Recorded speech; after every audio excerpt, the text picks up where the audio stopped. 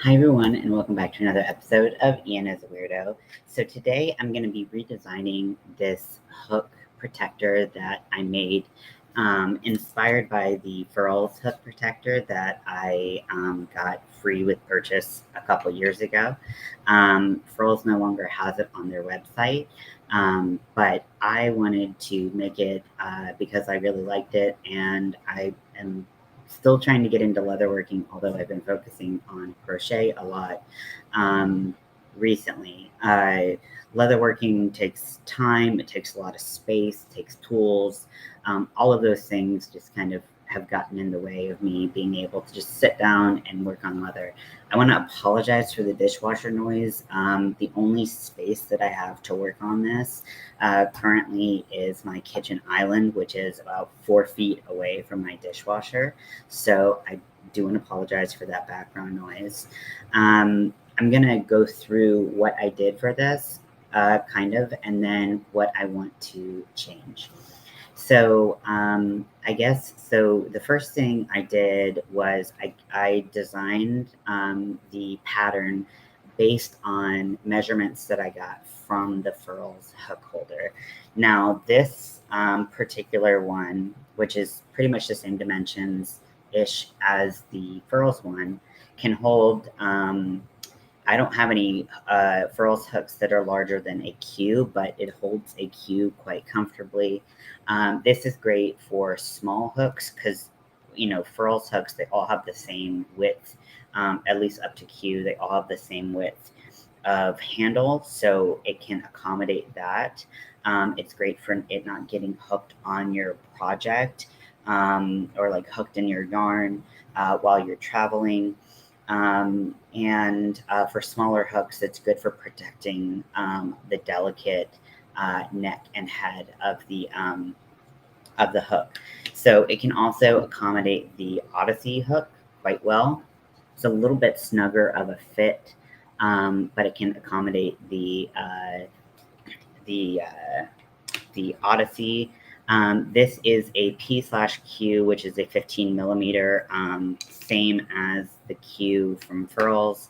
This is the Clover one. It has a larger, it has about the same size grip, but a larger end, and you can see that it goes in just the same. And then if you have something with a larger base, like a latch hook that you really don't want getting caught in your yarn, it can also accommodate that. See, it's a little bit bigger there, but the folds, the pleats that we put in the bottom still can accommodate that. And the latch hook will get caught on everything. If you have hooks that are resin or are delicate in nature, and you want to protect the head and the neck, these are really good because no matter whether you're traveling or you're just storing, even if they fall, like there's a huge protective barrier, because how it ends up is I'll use this. And then I'll show you why this design needs to be updated.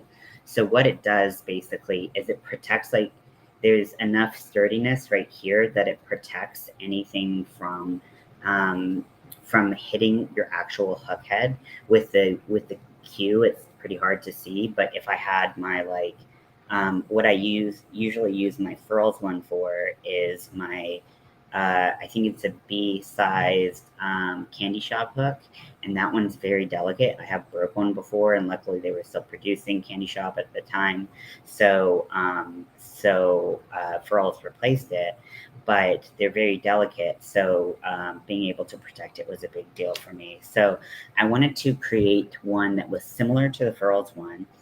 And the Furls one uses I don't think it's actual leather. I think it's fake leather, which is fine. This is actual leather. And it's thicker leather than the one that Furls uses. So I don't need to double layer things where they had to.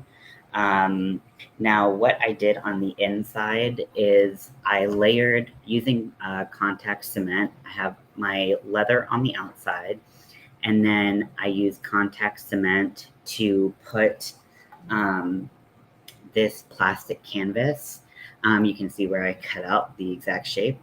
Put plastic canvas to create more rigidity in the design, and then I covered that with black felt. Now the black felt wasn't my, like greatest option, but it was the best option I could think of at the time.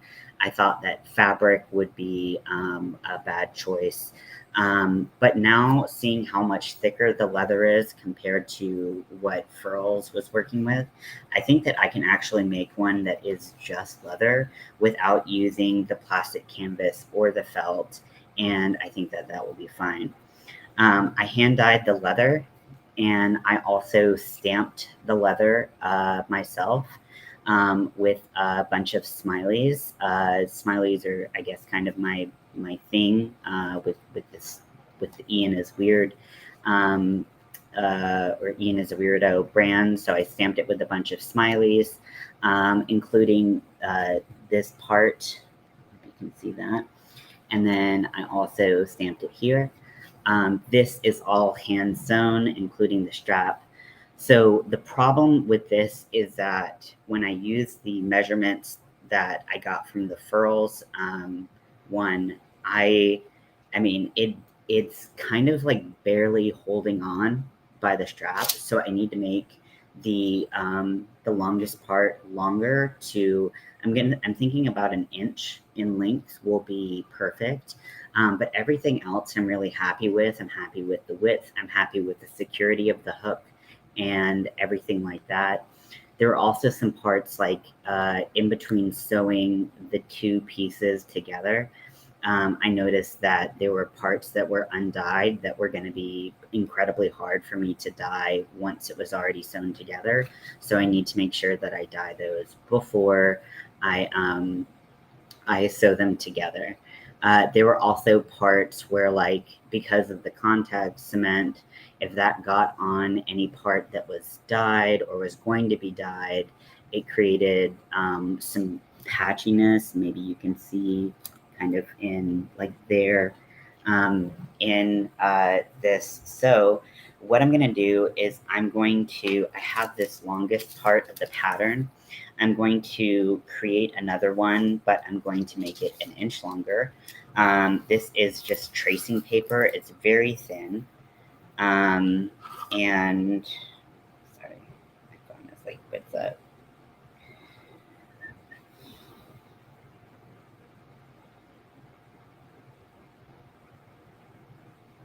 Said I missed a call.